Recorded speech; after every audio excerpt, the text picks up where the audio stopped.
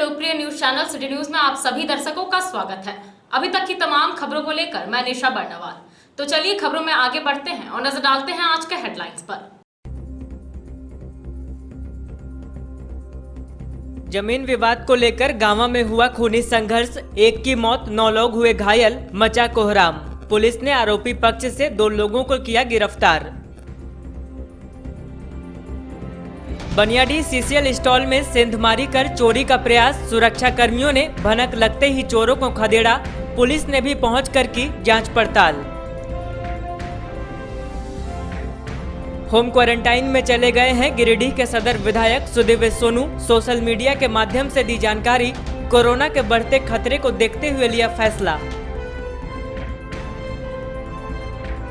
और भाजपा की ओर से आत्मनिर्भर भारत को लेकर की गई संयुक्त प्रेस वार्ता। पूर्व विधायक निर्भय शाहबादी के आवासीय कार्यालय में आयोजित हुई यह प्रेस वार्ता।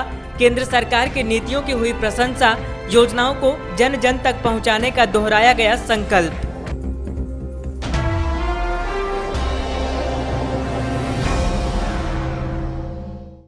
और अब खबरें विस्तार से। जमीनी विवाद को लेकर गांवों के बेंडरों में 2 पक्षों के बीच खूनी संघर्ष हो गया, जिसमें एक की हत्या कर दी गई। वहीं 9 लोग गंभीर रूप से घायल हैं। हत्या के आरोप में पुलिस ने 2 लोगों को गिरफ्तार किया है और मामले की जांच पड़ताल में जुट गई है। गांवों के बेंडरो गांव में जमीनी विवाद में एक की हत्या हो गई। कुल 9 लोग घायल हैं। एक की स्थिति चिंताजनक बनी हुई है, जिसे गिरिडीह रेफर किया गया है। पुलिस ने 2 लोगों को गिरफ्तार भी किया है। बताया गया कि बेंडरो गांव में बुधवार की सुबह 2 पक्षों में जमीनी विवाद को लेकर खूनी संघर्ष हो गया, जिसमें एक की हत्या कर दी गई और 9 लोग घायल हैं, जिसमें एक को बेहतर इलाज के लिए गिरिडीह रेफर कर दिया गया है। और हत्या के आरोप में पुलिस ने 2 लोगों को गिरफ्तार किया है। इस बाबत हुल्लास यादव के पुत्र जगदेव प्रसाद यादव ने बताया कि यह लोग अपनी जमीन पर छावनी बना रहे थे, तभी गाँव के जोगेश्वर महतो, सहदेव यादव, सुरेश यादव, अजय यादव, छोटन यादव, महेश यादव, गायत्री देवी, मालो देवी, प्रमिला देवी, सोनी कुमारी, संजू देवी आदि लोगों ने मेरी जमीन पर लाठी डंडा, तलवार, फरसा एवं लोहे के रॉड लेकर आए और गाली गलौज करने लगे और बाद में अचानक उन लोगों ने मारपीट शुरू कर दी। इसी दौरान खून खराबा हुआ।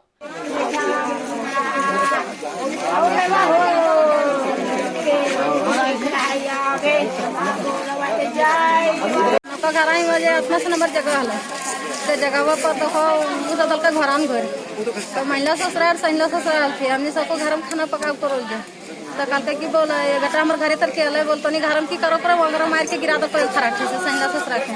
तो हमने सबको घर से गलिए दौड़ल तो वो माए बहन लगा के पूरा गरबा लगल तो हमारे ससुराल के लड़के पकड़ सको तब वो लड़ाई ना हो रहा तब बाजी गल थी चुपचाप हो कल से लड़ाई ना हो रहा 5 आदमी बिहान बैठे हुए तने जल इतना बोलते गया तो वहाँ से फिर घूर के चले गए तब निकाल कर जाके तरवार मतलब तरवरिया से सांप के उल्टा तो बकरी से मुर्गा बोल तो हम कहले कि मुर्गा आदमी काट के खाए तो वगैरह एक हिम्मत बनवल पर अरे तो आदमी उल्टा आदमी मार के उतना बहुत हमने बोल कर वहाँ से ले लिया सब रख के सब मतलब जुगाड़ में हला सब टांगी फरसा सब रख के रख लिया।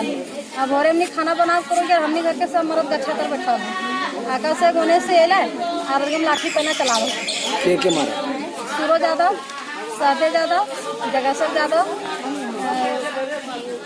अजय यादव, छोटन यादव, मदन और यादव। किसको मारा? कल ये हल्का फुल्का हुआ था और ये छोटन यादव जो है वो कल ही चैलेंज किया था कि हम तुमको रात किया तो सवेरे होते होते तलवार से काट देंगे।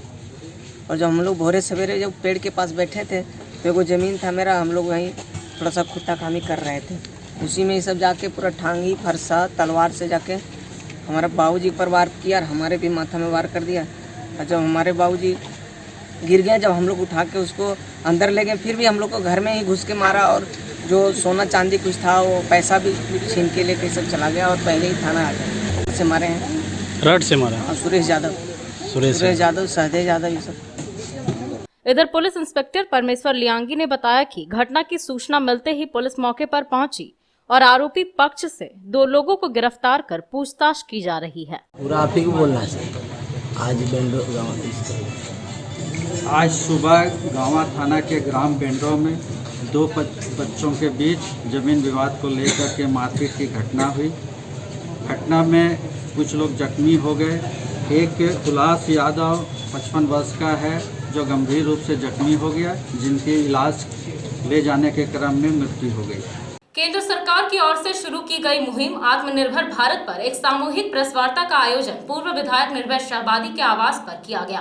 प्रेस वार्ता में बताया गया कि बेरोजगारों को आत्मनिर्भर बनाने से संबंधित कई योजनाएं संचालित की जा रही है। वहीं इस दौरान कोरोना काल में बेहतर न्यूज कवरेज करने के लिए पत्रकारों को सम्मानित भी किया गया। भारतीय जनता पार्टी प्रदेश कमेटी के निर्देशानुसार केंद्र सरकार की ओर से शुरू किए गए आत्मनिर्भर भारत पर एक सामूहिक प्रेस वार्ता पूर्व विधायक निर्भय कुमार शाहबादी के आवास पर रखी गई। इस कार्यक्रम की अध्यक्षता जिला अध्यक्ष महादेव दुबे द्वारा किया गया। प्रेस वार्ता के दौरान बताया गया कि पूरे राज्य भर में केंद्र सरकार की योजना चलाई जा रही है। आत्मनिर्भर बनाने से संबंधित योजनाएं गिरिडीह में भी जोर पकड़ चुकी है। जिले में बाहर से आए प्रवासी मजदूर व बेरोजगार युवाओं को रोजगार व बैंक से लोन दिया जा रहा है, जिससे जिले भर के प्रवासी मजदूर व बेरोजगारों को रोजगार का लाभ मिल सकेगा। मौके पर मुख्य रूप से गिरिडीह पूर्व विधायक निर्भय शाहबादी, जमुआ विधायक केदार हाजरा, पूर्व गांडे विधायक जयप्रकाश वर्मा, जिला महामंत्री देवराज, संजीत सिंह पप्पू, सुखदेव साहू, डॉक्टर राजेश पौदार, संजय सिंह, अनिल मिश्रा, प्रकाश दास, सिंह सिन्हा, दीपक स्वर्णकार एवं कई कार्यकर्तागण मौजूद थे। मौके पर कई पत्रकारों को कोरोना काल में बेहतर न्यूज कवरेज करने के लिए उन्हें अंग वस्त्र देकर सम्मानित किया गया।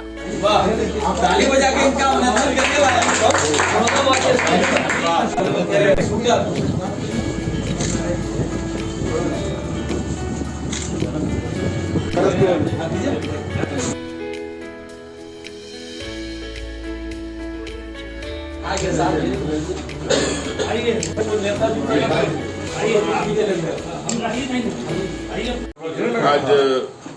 पूरे भारतवर्ष में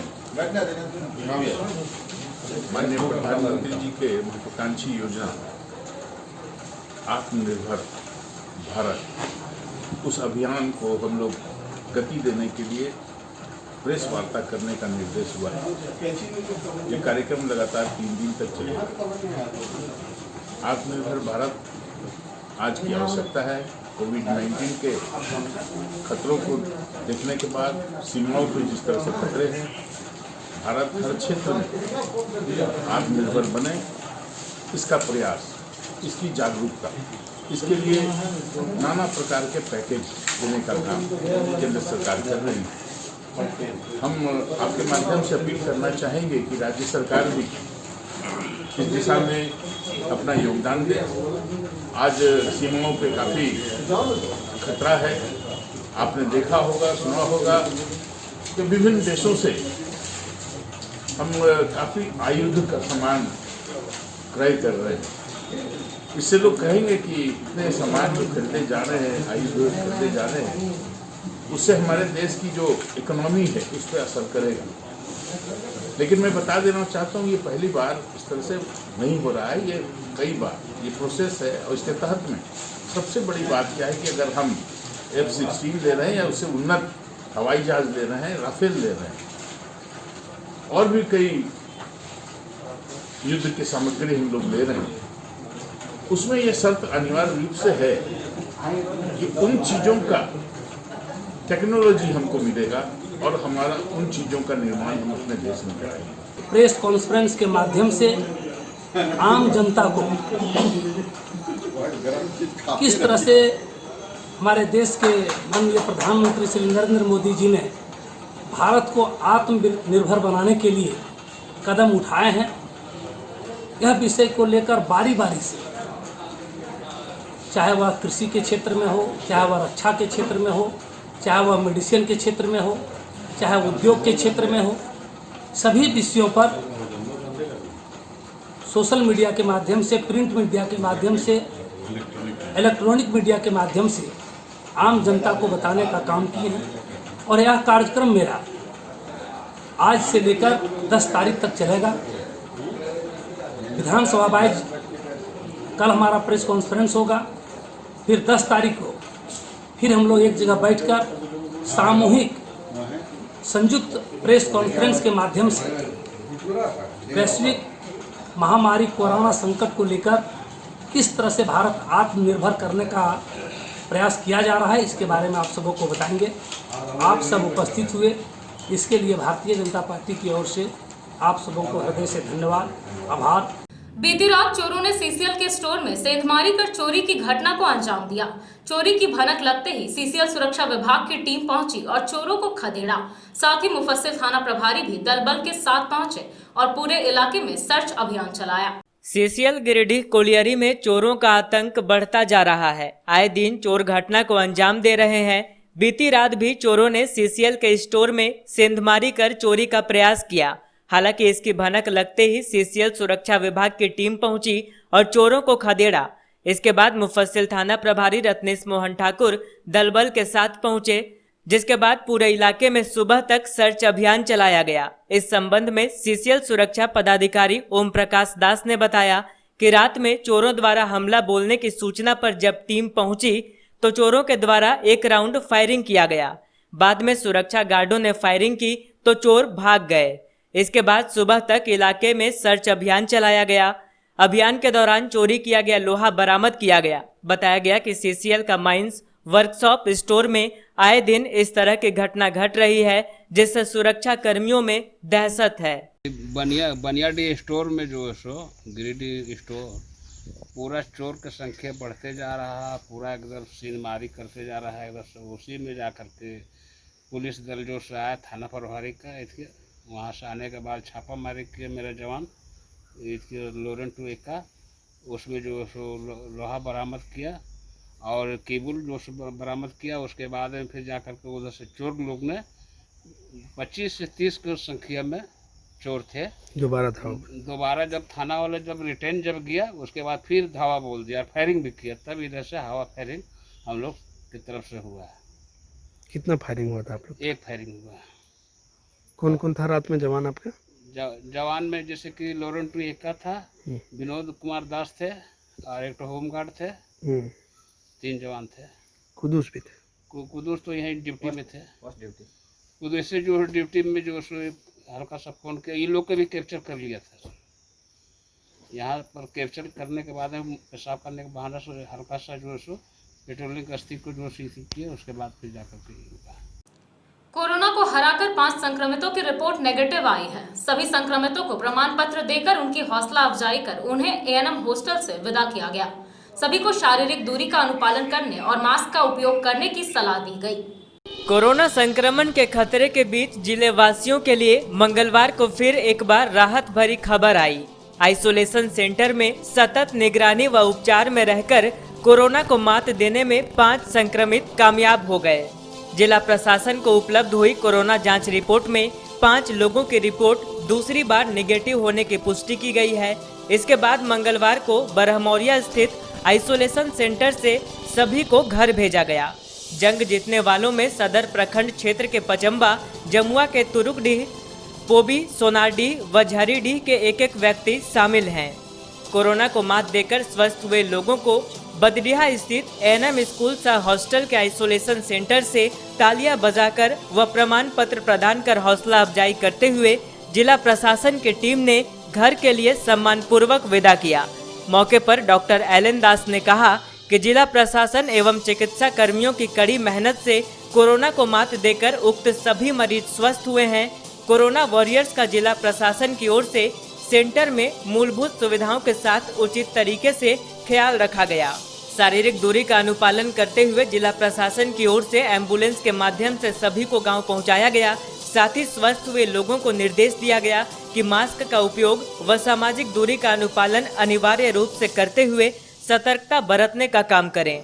मौके पर चिकित्सा कर्मी, सहिया, एएनएम व अन्य कर्मी मौजूद थे।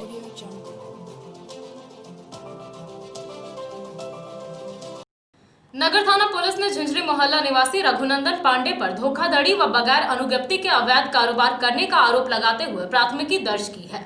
प्राथमिकी में बताया गया है कि उनके संस्थान की अनुज्ञप्ति 16 जुलाई 2008 को समाप्त हो गई थी और वह फर्जी बिल के आधार पर दवा बेचने का काम करते थे। 12 साल पहले दवा के होलसेल करने की अनुज्ञप्ति की अवधि समाप्त होने के बाद उसके नाम पर फर्जी तरीके से दवा की बिक्री करने के मामले में नगर थाना में प्राथमिकी दर्ज की गई है। यह प्राथमिकी छापेमारी में जब्त दवाइयों व दवा दुकान के संचालक से पूछताछ के बाद औषधि निरीक्षक अमित कुमार के आवेदन पर झिंझरी मोहल्ला में रहने वाले रघुनंदन पांडे के विरुद्ध दर्ज की है। प्राथमिकी में कहा है कि 27 जून को बड़ा चौक स्थित हिंद मेडिकल एजेंसी का निरीक्षण किया गया था। एजेंसी के संचालक शुभदीप सूद ने 2 दवाइयों का चालान दिखाया। इसमें बायोफेन लोशन का बिल डॉक्टर्स लेन स्थित शर्मा एजेंसी के माध्यम से निर्गत पाया गया, जबकि विभाग के संज्ञान में इस नाम की कोई भी दवा एजेंसी नहीं है। इस पते पर दवा एजेंसी की पड़ताल की गई तो पूछताछ के क्रम में 12 साल पहले ही दवा दुकान के बंद होने की जानकारी मिली। बंद दवा एजेंसी के मालिक दीपक शर्मा को एक पत्र भेजकर उक्त बिल का सत्यापन करते हुए औषधि अनुज्ञप्ति की मांग की गई। बंद एजेंसी के संचालक ने पत्र का जवाब देते हुए बताया कि उनके संस्थान के नाम से जारी किया गया बिल फर्जी है। उनकी संस्थान की अनुज्ञप्ति की वैधता 16 जुलाई 2008 को ही समाप्त हो गई थी। इसके बाद हिंद मेडिकल एजेंसी के संचालक से सख्ती से पूछताछ की गई तो फर्जी बिल के नाम पर दवा आपूर्ति करने वाले झिंझरी मोहल्ला में रहने वाले रघुनंदन पांडे का पता चला। इस जानकारी के आधार पर झिंझरी मोहल्ला स्थित अस्थायी आवास पर छापामारी की गई तो निर्गत फर्जी बिल के साथ 19 प्रकार की दवाइयों को बरामद किया गया। इन दवाइयों को 4 कार्टून में भरकर सील करते हुए जब्त किया गया। फर्जी बिल के आधार पर दवा बेचने के मामले में रघुनंदन पांडे पर धोखाधड़ी व बगैर अनुज्ञप्ति के अवैध कारोबार करने का आरोप लगाते हुए प्राथमिकी दर्ज की गई है। दिनांक 27/6/2020 को बड़ा चौक स्थित हिंद मेडिकल एजेंसी का निरीक्षण अवस्थाक्षरी के द्वारा किया गया था। उस निरीक्षण के दौरान जो है संस्थान में 2 दवाओं का बिल मांगा गया, जिसमें से एक बिल जो है वो शर्मा एजेंसी के नाम से निर्गत देखा गया। उस पर एड्रेस था शर्मा एजेंसी, डॉक्टर लेन, गिरिडीह। तो वो मेरे नज़र में कोई फर्म एग्जिस्ट नहीं करता है, तो मैंने और अगल बगल के लोगों या फिर जो एसोसिएशन के व्यक्ति हैं उनसे जानकारी हासिल करना चाहा तो मालूम चला ये संस्थान जो है आज से 12 साल पहले बंद हो चुका है। तो फिर मैंने मालूम किया कि ये किसका काम हो सकता है जो फर्जी बिल के तरीके से जो है दवा को सेल कर रहा है। तो झिंझरी मोहल्ला के एक व्यक्ति है जो कि रहने वाले हैं आपके मंझला डी भोरंजी देवरी का, उनका नाम सामने आया कि उन्होंने फर्जी बिल के माध्यम से जो है ये काम कर रहे हैं। तो हम लोग उनका घर का लोकेशन लेते हुए जो है आज दिन के 12:12 में जो है उनके आवास पर छापामारी की, जहाँ पर 4 बड़े कार्टून में बहुत सारी दवाएं जो है, जिसमें बहुत सारी शक्तिवर्धक दवाएं भी हैं और एंटीबायोटिक्स भी है, बच्चों की दवा है, उसको प्राप्त किया और उनके द्वारा जो फर्जी बिल निर्गत किया गया था वो बिल की कॉपी भी वहाँ मिली। उसी के आधार पर जो है हम लोग यहाँ उनके अगेंस्ट में FIR कर रहे हैं, जिसमें IPC का 400 उल्लंघन मानना है फर्जी बिल का, और साथ ही साथ औषधि एवं अंगराग अधिनियम का 18C का उल्लंघन मानना है, यानी कि बिना वैध लाइसेंस के दवाई बेचने का आरोप पर तय किया जाए। क्या नाम है सर आरोपी का? आरोपी का नाम है रघुनंदन पांडे, पिता श्री अशोक पांडे। दुकान के बाहर ग्राहकों के वाहन खड़ी करने के बाद ट्रैफिक पुलिस द्वारा चालान काट दिए जाने से नाराज व्यापारियों ने नटराज चौक से लेकर बस स्टैंड तक सड़क को 1 वे करने की मांग को लेकर उपायुक्त को एक आवेदन दिया।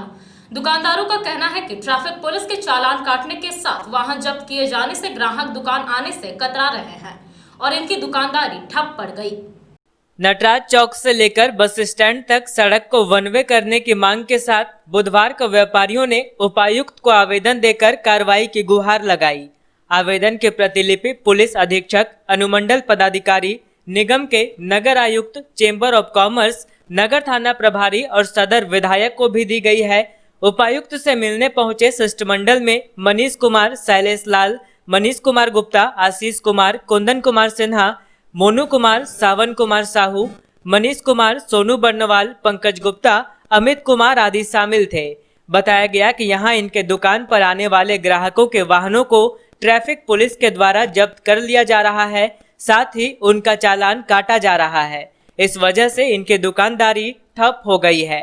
इनके दुकानों में ग्राहक आने से कतराने लगे हैं। ऐसे में इनके समक्ष रोजी रोटी की समस्या उत्पन्न हो गई है। इसी बात को ध्यान में रखकर आग्रह किया गया है कि सड़क को 1 वे कर दिया जाए ताकि एक साइड से सड़क के किनारे ग्राहक अपने वाहनों को खड़ा कर सकें।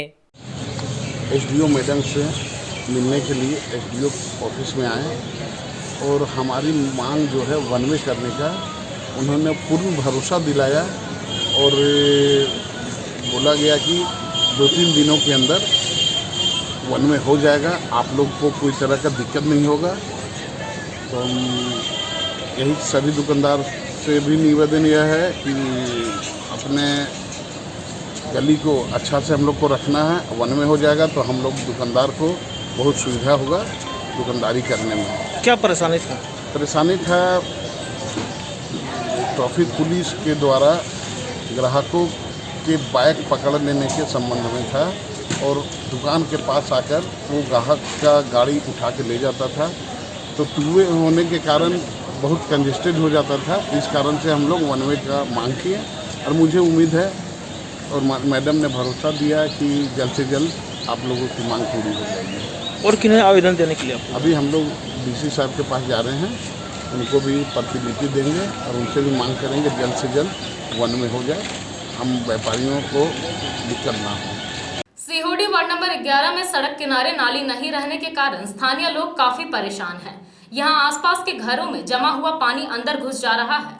स्थानीय लोगों ने वार्ड पार्षद और मुखिया को नाली निर्माण करने के लिए कई बार आवेदन दिया, लेकिन किसी जनप्रतिनिधि ने कोई ठोस पहल नहीं की, जिससे स्थानीय लोगों में आक्रोश है। लोगों ने जल्द ही नाली निर्माण की मांग की है। नगर निगम क्षेत्र के सीहोडी वार्ड नंबर 11 विद्यापुरी कॉलोनी में इन दिनों जल जमाव की समस्या से लोग काफी परेशान हैं। सड़क के किनारे नाली नहीं रहने के कारण आसपास के घरों में जमा हुआ पानी अंदर घुस रहा है। घरों में पानी घुसने के कारण लोगों में डर है कि कहीं कोई बीमारी न फैल जाए। इस बाबत स्थानीय लोगों ने कहा कि नाली निर्माण के लिए वार्ड पार्षद अशोक राम व इससे पहले मुखिया संदीप शर्मा को कई बार आवेदन के माध्यम से व दूरभाष के माध्यम से जानकारी दी गई है, लेकिन आज तक विद्यापुरी कॉलोनी में नाली का निर्माण नहीं कराया गया है। लोगों ने कहा कि जनप्रतिनिधियों द्वारा कोई ठोस पहल नहीं होने के कारण आज खुद ही गैता कुदार उठाकर नाली निर्माण में हम लोग जुट गए और कच्ची नाली का निर्माण करके जो जल जमाव हो गया था उसे घरों से बाहर निकाला। लोगों ने कहा कि अगर जल्दी ही विद्यापुरी कॉलोनी में नाली निर्माण नहीं हुआ तो ऐसे जनप्रतिनिधियों के खिलाफ आंदोलन करने को वे बाध्य होंगे। मौके पर उपेंद्र वर्मा, बसंत वर्मा, रामदेव वर्मा, रामेश्वर मोदी, छोटू कुमार, महेश विकास, गुड्डू राय आदि लोग मौजूद थे। क्या समस्या है आप लोगों? समस्या है कि हम लोग बहुत कितनों बार हम लोग ने मुखिया वार्ड पार्षद जितना कुछ सबको बोले हैं, अभी तक कोई कार्रवाई नहीं हो रही। तो हम लोग बैठ होके पूरा पानी वहाँ से घर में जाने लगा है, तो हम लोग ग्रामीण लोग मिल के नली का निर्माण कर रहे हैं। हम लोग यही चाहते हैं कि नली और ये सड़क का अच्छा निर्माण हो पाए ताकि हम लोग आवागमन में सुविधा हो सके। ये विद्यापुरी कॉलोनी का गली में पानी जम जाता है बारिश के दिनों में। वैसे भी हमेशा भी यहाँ नाली बना हुआ नहीं है। हम लोगों ने मुखिया को भी और वार्ड पार्षद को भी लेकर किया, लेकिन अभी तक जो है सो 10 वर्षों से यहाँ पर जो है सो कोई जो है काम नहीं हुआ, जिसके चलते घरों में पानी घुस जाता है। तो हम लोग को अपने लग करके इसको पानी को निकासी कर रहे हैं। देख रहे हैं पूरा पानी भरा हुआ है, यहाँ से वहाँ तक गली में भरा हुआ है, पानी घर में घुस जा रहा है। अब नगर निगम भी जो है इस क्षेत्र को लिया, लेकिन नगर निगम का जो है सो कोई सुविधा हम लोग के मोहल्ला में कुछ नहीं है। न तो कचरा उठा करके ले जाता है, न नाली ही साफ करता है। केवल ये सरकार की नीति है ठीक है, यहाँ की नगर निगम का नीति है ठीक नहीं है, क्योंकि सुविधा भी मिलनी चाहिए। कॉलोनी है, यहाँ का हम लोग वासी हैं। ये वार्ड पार्षद अशोक राम जी के अंदर आते हैं, लेकिन हम लोग परसों भी उसको सूचना किया, वो बोले आके देख लेंगे, लेकिन अभी तक इसका कोई सुनवाई नहीं हुई है। क्योंकि हम लोग पूर्व से भी 2 महीने से बोलते आ रहे हैं कि बरसात का सीज़न आ रहा है। अगला साल भी हम लोग अवगत कराए थे और अभी तक ये सिलसिलाट चल रहा है। हम लोग को अपने से पानी निकालना पड़ रहा है, मोहल्ला में बहुत दिक्कत हो रहा है। वो देख रहे हैं आप लोग कि पानी किस तरह जमावड़ा पड़ा हुआ है। मनरेगा के तहत होने वाले कार्य फिर संदेह के घेरे में हैं। दरअसल मनरेगा में निर्माण के लिए राशि लाभुक के खाते में भेजने का प्रावधान है, लेकिन नियमों को ताक पर रखकर सदर बीडीओ राशि वेंडर के खाते में भेज रहे हैं। सदर प्रखंड में मनरेगा में लूट मची हुई है। सदर बीडीओ पर नियम के खिलाफ कार्य करने का मामला सामने आया है। मनरेगा से होने वाले कार्य फिर एक बार संदेह के घेरे में हैं।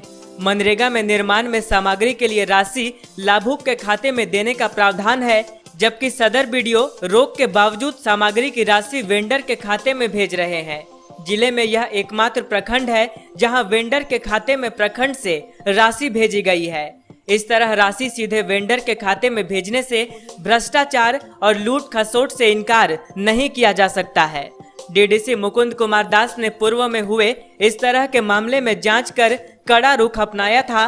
डीडीसी ने इसे लेकर पत्रांक 337 दिनांक 14 अप्रैल 2020 को एक आदेश दिया था, जिनमें स्पष्ट कहा गया था कि किसी कीमत पर वेंडर के खाते में राशि नहीं भेजी जाए। वेंडर के खाते में सीधे राशि भेजना नियम के अनुकूल नहीं है। डीडीसी ने जिले के सभी बीडीओ को पत्र भेजकर इस तरह के भुगतान पर रोक लगाने के साथ जवाब दाखिल करने का आदेश दिया था। डीसी को सूचना मिली थी कि लाभुकों के व्यक्तिगत निर्माण में सामग्री की राशि वेंडर को भुगतान की जा रही है, जिससे मनरेगा में लूट मची हुई है। डीसी ने वेंडर के खाते की राशि की निकासी पर रोक लगाई थी। डीसी के आदेश पर इस मामले में जांच की गई। जांच में मुखिया और पंचायत सचिव ने लाभुकों का सहमति पत्र दिया, जिसमें बताया गया कि लाभुक की सहमति से ही वेंडर को भुगतान किया गया है। इस पर डीडीसी ने आदेश देते हुए कहा कि किसी कीमत पर वेंडर के खाते में राशि नहीं भेजी जा सकती है, यह नियम के विपरीत है। इस आदेश को धाता बताते हुए सदर प्रखंड ने बीते शनिवार को वेंडर के खाते में मनरेगा की राशि भेजी। कोयरीडीह के ढबिया निवासी आयकर निरीक्षक रोहित कुमार के सौजन्य से कैलाटाड़ पंचायत के पंचायत भवन और उत्क्रमित उच्च विद्यालय में पौधारोपण का कार्यक्रम किया गया। इस दौरान कई फलदार एवं सुगंधित पौधे लगाए गए। सरिया प्रखंड के कैलाटाड़ पंचायत के पंचायत भवन और उत्क्रमित उच्च विद्यालय कैलाटाड़ में कोयरीडीह के ढबिया निवासी आयकर निरीक्षक रोहित कुमार के सौजन्य से पौधारोपण का कार्यक्रम किया गया। इस दौरान विभिन्न फलदार एवं सुगंधित पौधे लगाए गए। कार्यक्रम में बतौर मुख्य अतिथि बगोदर के पूर्व विधायक नागेंद्र महतो उपस्थित हुए। यहाँ श्री महतो ने कहा कि वृक्ष हमें नवजीवन देता है। प्रत्येक वर वधू को एक एक वृक्ष लगाना चाहिए, ताकि आने वाली पीढ़ी को पता चले कि मेरे माता पिता द्वारा लगाया हुआ वृक्ष से फल का उपयोग कर रहे हैं। यहाँ बताते चले कि रोहित कुमार जब भी अपने गृह राज्य अवकाश में आते हैं तो पौधारोपण, बच्चों के बीच ज्ञान प्रतियोगिता आदि का आयोजन करते हैं। इस बाबत रोहित ने कहा कि वृक्षारोपण का कार्य वर्तमान दौर के अत्यधिक गर्म मौसम, निम्न जल स्तर, वर्षा की अनियमितता एवं विद्यालय के बच्चों के स्वास्थ्य को मद्देनजर रखते हुए किया गया है। कार्यक्रम में जिला परिषद सदस्य अर्जुन प्रसाद आर्य, भाजपा नेता राजू वर्मा, JSLPS के जयप्रकाश वर्मा, सरिया पूर्वी भाजपा मंडल अध्यक्ष रामाशंकर ठाकुर, कोयरीडीह के उप मुखिया प्रतिनिधि रामदेव ठाकुर, पुरनेडीह पंचायत समिति सदस्य अनिल शर्मा, समाज सेवी जगदीश महतो, उपेंद्र वर्मा, रीतलाल वर्मा सहित कई लोग उपस्थित थे। आज मेरे द्वारा पंचायत सचिवालय कैलाटाड़ और उत्क्रमित उच्च विद्यालय कैलाटाड़ में वृक्षारोपण का कार्यक्रम गणमान्य अतिथि लोगों के बीच में संपन्न हुआ। यह वृक्षारोपण का कार्यक्रम करने का मेरा मुख्य उद्देश्य जो है वह है कि आज के परिवेश में अगर वृक्ष है तभी हम हैं। वृक्ष के बिना हमारा जीवन न असंभव है। इसलिए हमारा यह कोशिश रहा है कि जब भी हम अपने गृह राज्य ड्यूटी करने के बाद आते हैं तो एक इस तरह का छोटा सा कार्यक्रम रखते हैं ताकि वृक्ष वगैरह कुछ लगा सकें और अपने एरिया में कुछ अपना हरियाली और ज़मीन का पानी का लेवल और फल के वृक्ष ये सब लगाते हैं। पिछले साल मैंने कोयरीडीह उच्च विद्यालय में इसी तरह का वृक्षारोपण कार्यक्रम किया था। आज वह वृक्ष लगभग 5-6 फीट ज़मीन से ऊपर आ चुका है और अच्छी तरह से फल फूल रहा है। इसी तरह हमारा आगे का भी लक्ष्य है कि हम जब भी आवें अपना गृह राज्य में तो इस तरह का कार्यक्रम करते रहें और लोगों से भी वो अपेक्षा रखते हैं कि इस तरह के कार्यक्रम में सहयोग करें और खुद आगे आकर वृक्ष वगैरह लगाएं, पर्यावरण को बचाएं। रोहित कुमार आयकर निरीक्षक द्वारा वृक्षारोपण कार्यक्रम का आयोजन पंचायत भवन कैलाटाड़ सरिया प्रखंड अंतर्गत की गई। इसके बाद यहाँ से उत्क्रमित उच्च विद्यालय कैलाटाड़ में भी वृक्षारोपण का कार्यक्रम का आयोजन किया गया है। आज वृक्ष लगाने की बात पर जो हम तमाम लोग उपस्थित हैं, वृक्ष हमारा जीवन है। वृक्ष 100 पुत्र के बराबर एक वृक्ष होता है। वृक्ष हमें जीवन देता है। चाहे वर्षा हो, ऑक्सीजन देना हो, पेड़ के माध्यम से ही मिलता है। अगर पेड़ पौधे नहीं हो, अगर बंजर भूमि हो, तो हम हर चीज़ में अभावग्रस्त हो जाएंगे, हमारी मृत्यु निश्चित हो जाएगी। इसलिए वृक्षों का लगाना अति उत्तम है और बहुत सोच समझ के तहत ये कार्यक्रम का आयोजन किया गया है और हम तमाम लोग काफ़ी संख्या में यहाँ उपस्थित हैं और हर जगह वृक्षारोपण मैं तमाम लोगों से मैं कहता हूँ कि वृक्षारोपण का कार्यक्रम तो हर जगह हो रही है, लेकिन हमारा एक तो मांग था कि जो भी नई दुल्हन आती है घर में, तो अपने घरों में दुल्हन के आने के बाद अपने घरों में भी कम से कम आम का वृक्ष लगावें, ताकि उनका एक पीढ़ी दर पीढ़ी उसके बाल बच्चे भी इस बात को एहसास करें कि हमारे पिता और माँ की शादी होने के उपलक्ष्य में ये पेड़ लगाया है और उसी का फल आज हम खा रहे हैं। एक बहुत बड़ा संदेश जाएगा पूरे लोगों में। इसलिए मैं तमाम जनता से मैं आग्रह करता हूँ, तमाम पार्टी के साथियों से, तमाम आम जनता से मैं आग्रह करता हूँ कि जहाँ भी शादी ब्याह होता हो, हर घरों में, जहाँ भी हर घर शादी ब्याह होती ही है, हर लोग अपने अपने घरों में वृक्षारोपण का काम करें और अच्छा संदेश दें दुनिया को, ताकि वृक्ष ही जीवन है। अगर वृक्ष नहीं तो हम नहीं। धन्यवाद। पेयजल मंत्री मिथिलेश ठाकुर और विधायक मथुरा महतो की रिपोर्ट कोरोना पॉजिटिव आने के बाद उनके संपर्क में आए मुख्यमंत्री हेमंत सोरेन ने एहतियातन खुद को होम क्वारंटीन कर लिया है। वहीं सदर विधायक सुदिव्य सोनू भी हेमंत सोरेन से मुलाकात कर रांची से लौटे थे, जिसके बाद उन्होंने भी स्टैंडर्ड प्रोटोकॉल को फॉलो कर खुद को होम क्वारंटीन कर लिया है। सीएम हेमंत सोरेन से मुलाकात कर रांची से लौटे गिरिडीह विधायक सुदिव्य कुमार सोनू भी एहतियातन खुद को होम क्वारंटीन कर लिए हैं। इसकी जानकारी विधायक सोनू ने बुधवार को अपने सोशल मीडिया के माध्यम से दी है। गौरतलब है कि तेजी से बढ़ते कोरोना संक्रमण को देखते हुए और कई विधायकों और पत्रकारों को कोरोना संक्रमित होने की बात सामने आने के बाद सीएम हेमंत सोरेन ने खुद को होम क्वारंटीन कर लिया है। इस बाबत विधायक सोनू ने कहा है कि वह मंगलवार को सीएम से मुलाकात कर लौटे हैं। ऐसे में जनहित में वह स्टैंडर्ड प्रोटोकॉल का पालन करते हुए खुद को होम क्वारंटीन में करने का फैसला लिया है। सोशल मीडिया के माध्यम से विधायक सोनू ने कहा कि उनके कारण कोई परेशानी नहीं हो, इसलिए अगले 14 दिनों तक वह होम क्वारंटीन में जा रहे हैं। हालांकि यह स्पष्ट नहीं हो सका है कि विधायक सोनू कोरोना की जांच कराए हैं या नहीं। विधायक सोनू ने अगले कुछ दिनों तक किसी से मिलने पर भी पाबंदी लगा दी है। हालांकि समर्थकों और आम जनता को लेकर विधायक सोनू ने फोन पर संपर्क में मौजूद होने की जानकारी दी है। अखिल भारतीय सर्वोच्च वैश्य महासभा गिरिडीह महिला इकाई प्रकोष्ठ ने बुधवार को नव पदस्थापित एसपी से मुलाकात की और उनका अभिनंदन किया।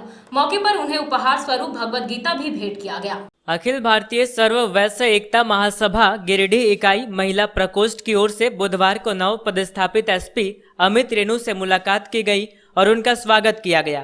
प्रदेश अध्यक्षा रागिनी लहेरी साहा के नेतृत्व में प्रदेश एवं जिला महिला प्रकोष्ठ की टीम इनसे शिष्टाचार मुलाकात करते हुए भेंट स्वरूप भागवत गीता और बुके देकर उनका अभिनंदन किया। मौके पर प्रदेश अध्यक्षा ने कहा कि एसपी अमित रेणु के नेतृत्व में गिरिडीह का स्वर्णिम विकास होगा। साथ ही कहा कि नए एसपी बहुत ही अच्छे स्वभाव और मृदुभाषी हैं। निश्चित रूप से बेहतर पुलिसिंग की इनसे उम्मीद की जा सकती है। मौके पर प्रदेश उपाध्यक्ष पूनम गुप्ता, प्रदेश मीडिया प्रभारी रूपा गुप्ता, जिला अध्यक्ष रेणु सेठ, अंजलि विजेता, मधु बर्नवाल, मधु बदानी आदि पदाधिकारी मौजूद रहीं।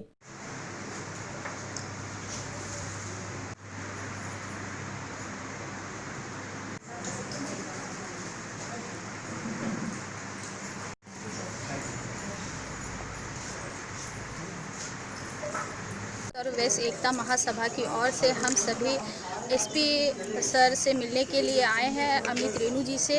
उनसे मिलकर बहुत अच्छा लगा। बहुत ही अच्छे स्वभाव के और मृदुभाषी हैं और गिरिडीह की समस्याओं से भी रूबरू कराएं और उनके साथ कार्य करने का हम लोगों को मौका मिले, ऐसा उन्होंने हमें कहा और बहुत अच्छे स्वभाव के व्यक्ति हैं। धन्यवाद। तो चलते चलते एक बार फिर नजर डालते हैं आज के सुर्खियों पर।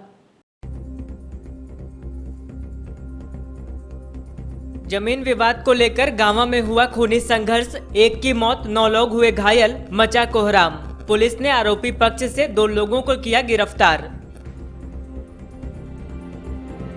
बनियाडीह सीसीएल स्टॉल में सेंधमारी कर चोरी का प्रयास, सुरक्षा कर्मियों ने भनक लगते ही चोरों को खदेड़ा। पुलिस ने भी पहुंचकर की जांच पड़ताल।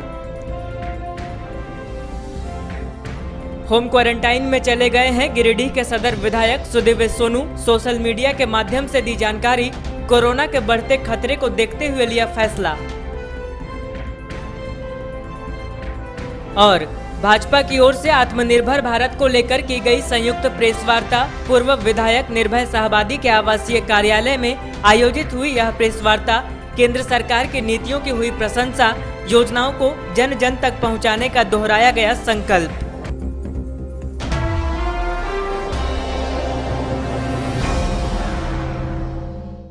तो दर्शकों, ये था हमारा आज का न्यूज अंक। आज के अंक में बस इतना ही। कल फिर होगी मुलाकात कुछ अन्य खबरों के साथ। तब तक के लिए दीजिए मुझे और मेरी पूरी टीम को इजाजत। नमस्कार।